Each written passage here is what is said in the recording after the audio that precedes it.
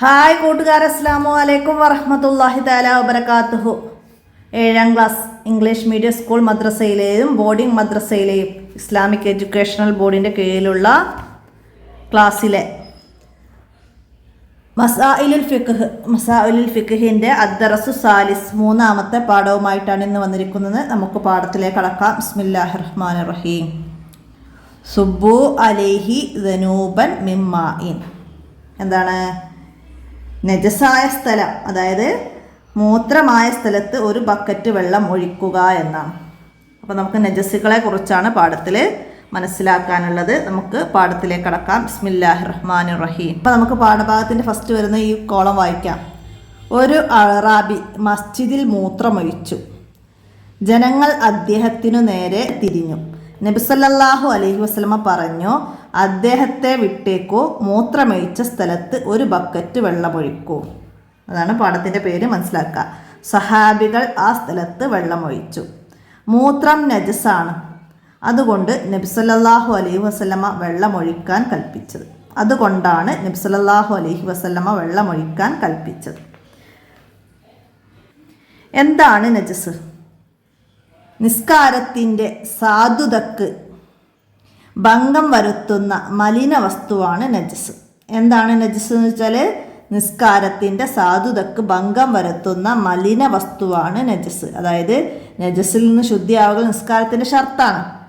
അപ്പോൾ ഷർത്ത് ശരിയായില്ലെങ്കിൽ നിസ്കാരം ശരിയാവുകയില്ല. അപ്പോൾ എന്താണ് നജസ് എന്ന് മനസ്സിലാക്കാം. മൂത്രം, കാഷ്ടം, രക്തം, ചലം, മദിയി, വദിയി, ആമാശയത്തിൽ നിന്നുള്ള ഛർദിൽ, മൃഗങ്ങൾ തികട്ടിയരച്ചത്, ഇഴജന്തുക്കളുടെ വിഷം, മത്സ്യം, ജറാദ് എന്നീ ജീവികളുടേതല്ലാത്ത ശവങ്ങൾ, നായ, പന്നി തുടങ്ങിയവ നജസാണ്. അപ്പം നജസായ വസ്തുക്കൾ എന്തൊക്കെയാണ്? മൂത്രം, കാഷ്ടം, രക്തം, ചലം, മദിയി, വദിയി, ആമാശയത്തിൽ നിന്നുള്ള ഛർദിൽ, മൃഗങ്ങൾ തികട്ടിയരച്ചത്, ഇഴജന്തുക്കളുടെ വിഷം, മത്സ്യം, ജറാദ് എന്നീ ജീവികളുടേതല്ലാത്ത ശവങ്ങൾ, നായ, പന്നി തുടങ്ങിയവ നജസാണ്. അപ്പോൾ മനസ്സിലാക്കട്ടാ. ഭക്ഷിക്കൽ ഹലാലല്ലാത്ത മനുഷ്യേതര ജീവികളുടെ പാല്. നമ്മൾ ഭക്ഷിക്കൽ ഹലാലല്ലാത്ത, ഹലാലായതാണ് പശു, കോഴി, പിന്നെ ആട്, ഇതൊക്കെ. അപ്പോൾ അതിൽ ജീവികളുടെ പാല്, പശുവിൻ്റെയും ആടിൻ്റെയൊക്കെ പാല്, അത് ഹലാലായതാണ്. എന്നാൽ ഹലാലല്ലാത്ത ജീവികളുടെ പാൽ എന്താണ്? നജസാണ്. ശവത്തിൻ്റെ പാല്, ശവത്തിൻ്റെ, അതായത് പശുവൊക്കെ ചത്തതാണെങ്കിൽ അത് ശവം, അത് നജസാണ്. നമ്മൾ അറുത്തതാണെങ്കിലാണ് നമ്മൾ കഴിക്കാൻ പറ്റുള്ളൂ എന്നും നമ്മൾ പഠിച്ചിട്ടുണ്ട്. അപ്പോൾ ശവത്തിൻ്റെ പാല്, ചത്ത പശുവിൻ്റെ പാല്, അത് നജസാണ്. ആമാശയത്തിൽ നിന്ന് വരുന്ന കഫം, കേല, തിന്നാൻ പറ്റാത്ത ജീവിയുടെയോ തിന്നാൻ പറ്റുന്ന ജീവിയുടെയോ ശവത്തിൻ്റെയോ രോമം. അതായത് തിന്നാൻ പറ്റുന്ന ജീവി, പശു, ആട്, ഇതിൻ്റെ ഒന്നും രോമം നജസല്ല. പക്ഷെ അത് ശവമായി കഴിഞ്ഞാൽ, അത് ചത്ത് കഴിഞ്ഞാൽ, നമ്മൾ അർത്ഥതല്ലെങ്കിൽ, ജീവിതകാലത്ത് വേർപിരിഞ്ഞതല്ലെങ്കിൽ അത് എന്താണ്? നജസാണ്. തൂവൽ, കോഴിയുടെ തൂവൽ, അതിൻ്റെ ജീവിതകാലത്ത് വേർപിരിഞ്ഞതാണെങ്കിൽ അത് നജസല്ല. എന്നാൽ അവ ചത്തതിന് ശേഷം വേർപിരിഞ്ഞതാണെങ്കിൽ അത് നജസാണ്. മനസ്സിലാക്കട്ടാ. അപ്പോൾ ഇവിടെ രോമം, എന്തിൻ്റെയൊക്കെ രോമമാണ് നജസ് എന്ന് വെച്ചാലാ? തിന്നാൻ പറ്റാത്ത ജീവിയുടെ രോമവും തിന്നാൻ പറ്റുന്ന ജീവിയുടെ ശവത്തിൻ്റെ രോമം,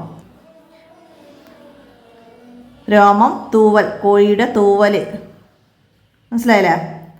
അതൊക്കെ എന്താണ്? നജസാണ്. ചില നജസുകൾ അഫുവ് ചെയ്യപ്പെടുന്നതാണ്. അതായത് ചില നജസുകൾ പൊറുക്കപ്പെടുന്നതാണ്. ചില നജസുകൾ അഫുവ് ചെയ്യപ്പെടുന്നവയാണ്. അഫുവ് ചെയ്യപ്പെടുക എന്ന് പറഞ്ഞാൽ പൊറുക്കപ്പെടുന്നതാണ്. നജസായ അല്പം രോമങ്ങൾ, അതായത് കാറ്റിലൂടെ ഒക്കെ പാറി വരുന്ന നജസായ രോമങ്ങൾ, പൊടി, ഇതൊക്കെ എന്താണ്? നമുക്ക് അഫുവുണ്ട്, ഇളവുകളുണ്ട്. നജസിൻ്റെ അല്പം പുക, പൊടി, ഈച്ചയുടെ കാലിലെ നജസ്, സാധാരണ നിലയിൽ കാണാൻ കഴിയാത്ത നജസ് എന്നിവ അഫ്വ് ചെയ്യപ്പെടുന്നതാണ്. അപ്പോൾ അഫു ചെയ്യപ്പെടുന്ന നജസ്സുകളാണ് നജസായ അല്പം രോമങ്ങൾ, നജസായ അല്പം പുക, പൊടി, ഈച്ചയുടെ കാലിലെ നജസ്, സാധാരണ നിലയിൽ കാണാൻ കഴിയാത്ത നജസ് എന്നിവയൊക്കെ അഫു ചെയ്യപ്പെടുന്നതാണ്. വെള്ളത്തിൽ മാത്രം ജീവിക്കുന്ന മത്സ്യം പോലുള്ള ജീവികളുടെ കാഷ്ടം, ഒലിക്കുന്ന രക്തമില്ലാത്ത ചെള്ള്, പേന് തുടങ്ങിയവയുടെ ശവം മുതലായവ വെള്ളത്തിൽ മാത്രം അഫു ചെയ്യപ്പെടുന്നതാണ്. അതായത് മത്സ്യത്തിൻ്റെ കാഷ്ടമൊക്കെ വെള്ളത്തിലുണ്ടെങ്കിൽ നമുക്ക് അവിടെ നജസില്ല, അത് അഫുവാണ്. അതുപോലെ ചെള്ള്, പേന് തുടങ്ങിയ ശവം, ഒലിക്കുന്ന രക്തമില്ലാത്ത അവയുടെ ശവമൊക്കെ വെള്ളത്തിലുണ്ടെങ്കിൽ ആ വെള്ളം നജസല്ല, അവിടെ നമുക്ക് ഇളവുണ്ട്. പിന്നെന്താ, മാംസത്തിൽ ശേഷിക്കുന്ന രക്തം, മാംസം, ഇറച്ചി, നമ്മൾ കഴിക്കുന്ന ബീഫ്, കോഴി, അതിലൊക്കെ നമ്മൾ എത്ര കഴുകിയിട്ടും ശേഷിക്കുന്ന രക്തം, അതിൽ നിന്ന് ഇങ്ങനെ കിനിഞ്ഞു വരുന്ന രക്തങ്ങൾ, അതിൽ അഫു ഉണ്ട്. അതുപോലെ പഴത്തിൽ നിന്നുണ്ടാകുന്ന പുഴു, ഫ്രൂട്ട്സുകളിലൊക്കെ പുഴു ഉണ്ടാവില്ല, അതിനൊക്കെ ഇളവുണ്ട്. അതുപോലെ ചെറിയ മത്സ്യങ്ങളുടെ വയറ്റിലെ മാലിന്യം,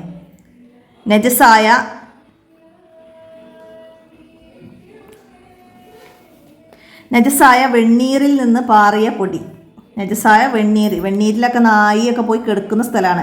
അപ്പോൾ ആ വെണ്ണീര് പാറി, കാറ്റിന് പാറി നമ്മുടെ ശരീരത്തിലൊക്കെ പറ്റും ആ പൊടി, അപ്പോൾ അത് ഇളവുണ്ട്. അതുപോലെ ജീവികളുടെ അകിടിലെ കുറഞ്ഞ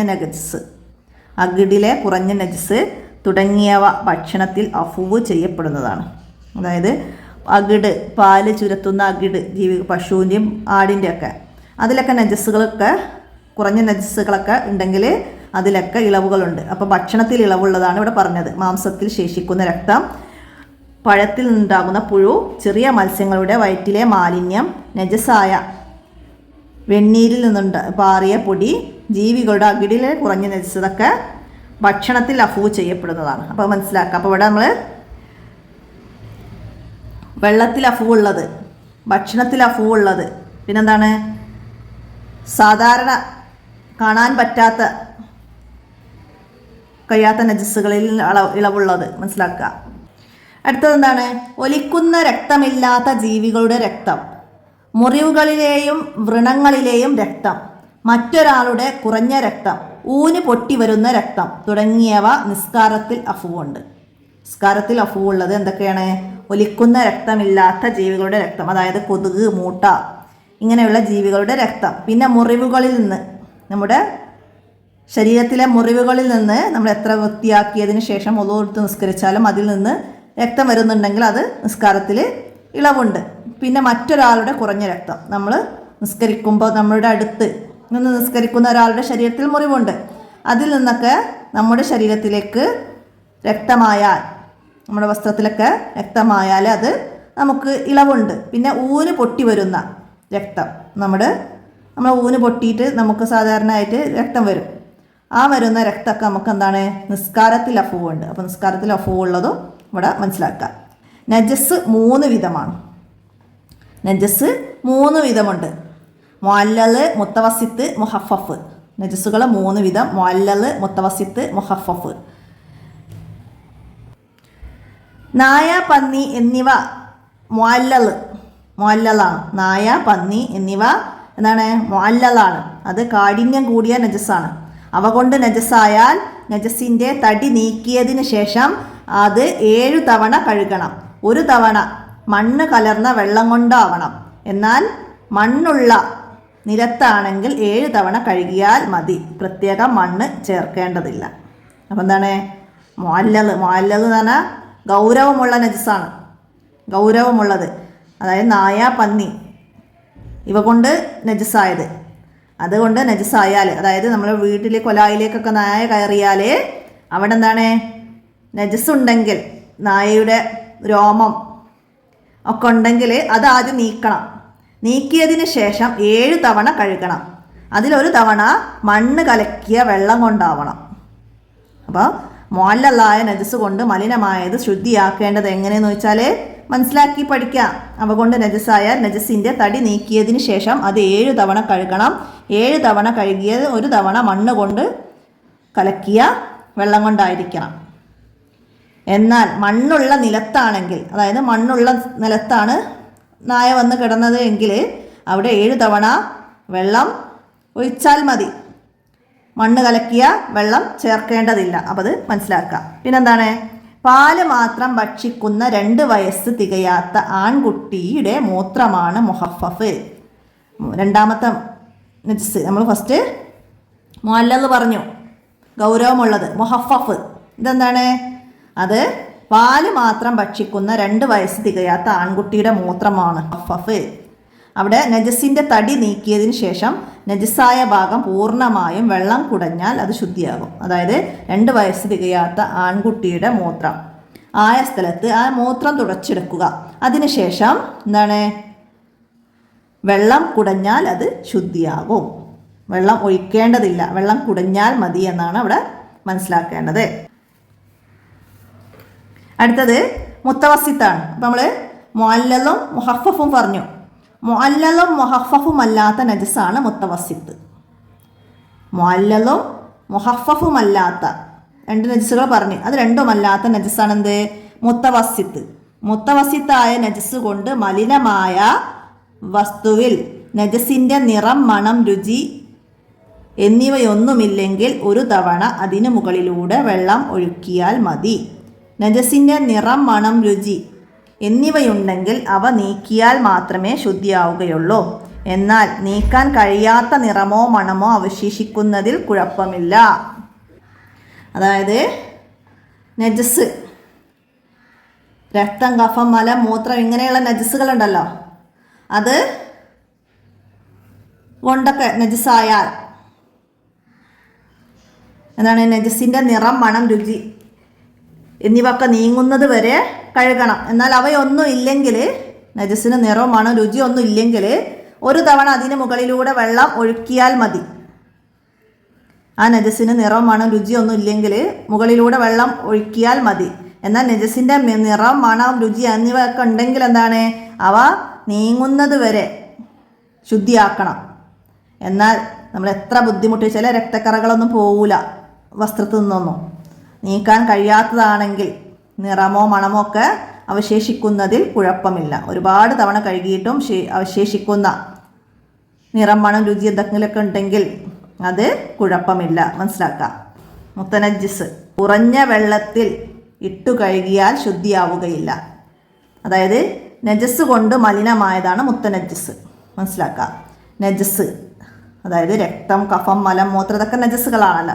അതുകൊണ്ട് മലിനമായതാണ് മുത്തനജ്ജിസ്. അതായത് നമ്മൾ നല്ലൊരു ബക്കറ്റ് വെള്ളം, നമ്മളെ വസ്ത്രത്തിൽ മൂത്രമുണ്ട്, അതൊരു നജസ്സാണ്. ആ ബക്കറ്റ് വെള്ളത്തിലേക്ക് നമ്മൾ ആ മൂത്രമായത് ഇട്ടാൽ ആ വെള്ളം മുഴുവൻ എന്തായി? മുത്തനജ്ജിസായി. അത് പിന്നെ ആ തുണി നമ്മൾ അതിൽ കഴുകിയാൽ എന്താണ്? വെള്ളത്തിൽ ഇട്ട് കഴുകിയാൽ ശുദ്ധിയാവുകയില്ല. മുത്തനജ്ജിസ് കുറഞ്ഞ വെള്ളത്തിൽ ഇട്ട് കഴുകിയാൽ ശുദ്ധിയാവുകയില്ല. കുറഞ്ഞ വെള്ളം അല്ലാതെ നമ്മൾ മുമ്പ് പഠിച്ച 2 കുല്ലത്തിൽ വെള്ളത്തിൽ ഇട്ട് കഴുകിയാൽ കുഴപ്പമില്ല.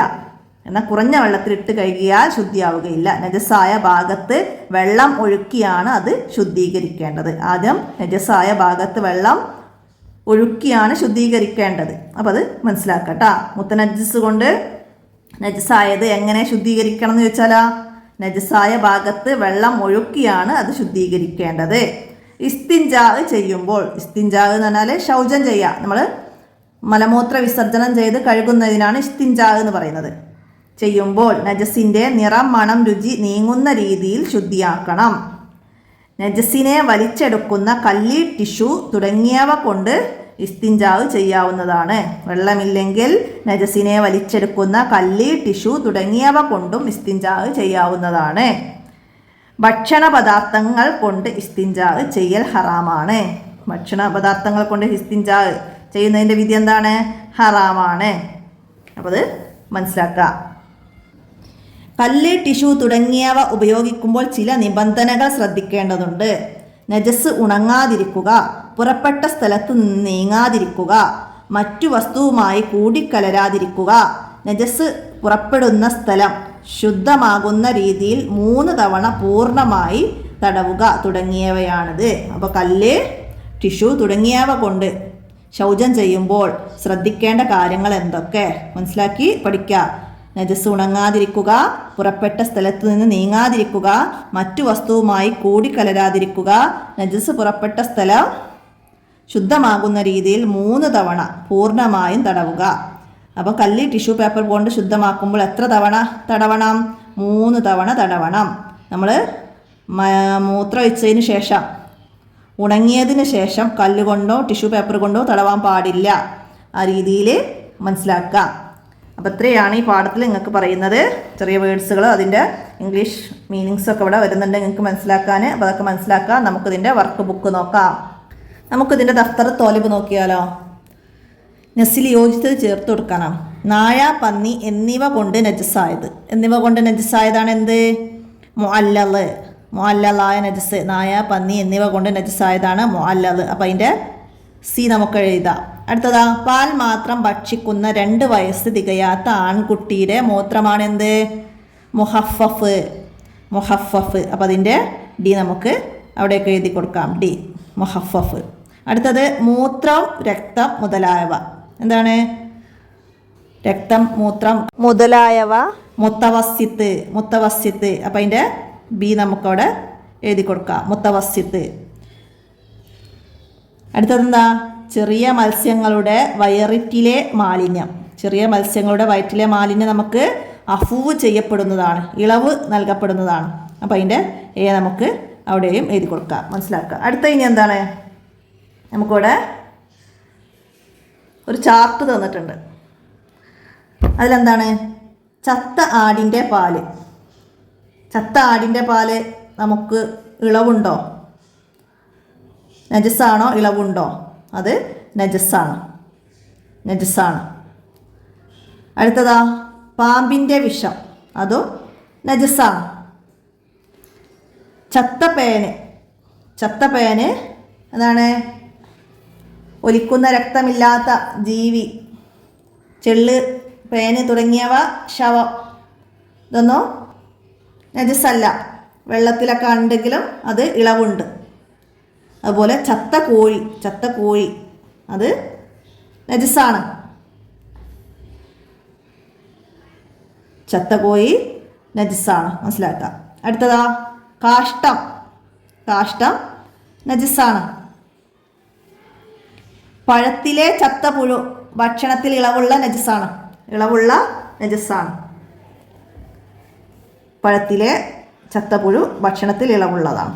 ഇനിയാ, കൊതുകിൻ്റെ രക്തം. കൊതുകിൻ്റെ രക്തം നിസ്കാരത്തിൽ അഫു ഉള്ളതാണ്. അതുപോലെ വായിൽ നിന്ന് വരുന്ന കേല. വായിൽ നിന്ന് വരുന്ന കേലൊക്കെ എന്താണ്? നജസ്സല്ല. ഇവിടെ വായിൽ നിന്ന് വരുന്ന കേല, അപ്പം അത് വായിൽ നിന്ന് വരുന്നതാണെങ്കിൽ നജസ്സല്ല. ആമാശയത്തിൽ നിന്ന് വരുന്ന കഫം, ആമാശയത്തിൽ നിന്ന് വരുന്ന കേല, അതായത് നമ്മൾ ഗട്ടി വരുന്നത്, അങ്ങനത്തതൊക്കെയാണ് നജസ്. വായിൽ നിന്ന് വരുന്ന കേല എന്താണ്? നജസ്സല്ല, ഉമിനീര്. മനസ്സിലായില്ല? അപ്പം അത് പ്രത്യേകം മനസ്സിലാക്കണം.